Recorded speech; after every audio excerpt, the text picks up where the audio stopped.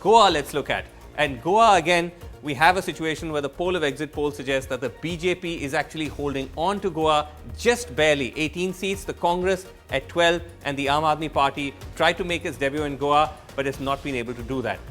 Uttarakhand, another state where the BJP appears to have seized the lead based on the poll of exit polls. The BJP at 42, the Congress at 24, others at 4. But again, within that, there are exit polls which are showing that it could be very tight, like India TV C Voter, which actually showed a neck and neck between the BJP and the Congress. And lastly, we have Manipur for you, where again, it appears that the BJP has given the Congress a good fight, perhaps even edged ahead of that government in Manipur, which the Congress has held for so long. The BJP at 24, the Congress at 26, others at 10. So if some were hoping, Sonia, that these exit poll findings would ease the tension and would end the suspense for the 11th of March, that hasn't happened. So at least the good news is that we will have a lot of viewership. People are going to be tuning in because the big results are still very much up in the air.